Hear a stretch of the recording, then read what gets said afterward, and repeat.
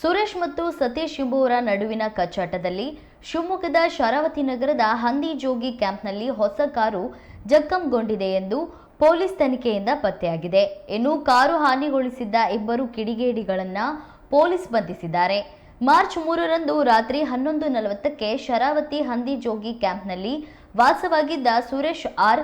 Bin Ramanna ಮನೆ ಮುಂಭಾಗದಲ್ಲಿ ನಿಲ್ಲಿಸಿದ್ದ ಕಾರನ್ನ ರಾತ್ರಿ ಮುಸುಕುಧಾರಿ ಅಪರಿಚಿತರು ಬಂದು ಗ್ಲಾಸ್, ಬಲಬದಿಯ 2 ಗ್ಲಾಸ್, ಹಿಂದಿನ ಗ್ಲಾಸ್ಗಳನ್ನು ಒಡೆದು ಸುಮಾರು 2 ರಿಂದ 2.5 ಲಕ್ಷ ರು ಮೊತ್ತದ ನಷ್ಟ ಮಾಡಿದ್ದರು. ಈ ಘಟನೆ ದೊಡ್ಡಪೇಟೆ ಪೊಲೀಸ್ ಠಾಣೆಯಲ್ಲಿ ಪ್ರಕರಣ ದಾಖಲಾಗಿ ತನಿಖೆ ಕೈಗೊಳ್ಳಲಾಗಿತ್ತು. ಇನ್ನು ಆರೋಪಿಗಳ ಬೆನ್ನು ಬಿದ್ದಿದ್ದ ಪೊಲೀಸರು ಮನೆ ಖರೀದಿ ವಿಚಾರಕ್ಕೆ ಸುರೇಶ್, ಸತೀಶ್ ನಡುವೆ ಗಲಾಟೆಯಾಗಿ ದೊಡ್ಡಪೇಟೆ ಪೊಲೀಸ್ ಠಾಣೆಯಲ್ಲಿ ಪ್ರತಿ ಕೇಸು ದಾಖಲಾಗಿರುತ್ತದೆ.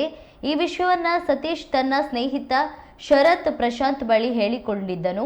ಈ ಹಿನ್ನೆಲೆಯಲ್ಲಿ ಶರತ್, ಪ್ರಶಾಂತ್, ಸತೀಶ್ ಸೇರಿ ಸುರೇಶನಿಗೆ ಸಂಬಂಧಿತ ಕಾರಿನ ಗ್ಲಾಸ್ ಅನ್ನ ಕುಡಿದ ಮತ್ತಿನಲ್ಲಿ ಒಡೆದು ಸುಮಾರು 2.5 ಲಕ್ಷ ರು ಮೊತ್ತದ ನಷ್ಟ ಮಾಡಿರುತ್ತಾರೆ ಎಂಬ ವಿಷಯ ತನಿಖೆಯಲ್ಲಿ ತಿಳಿದುಬಂದಿದೆ.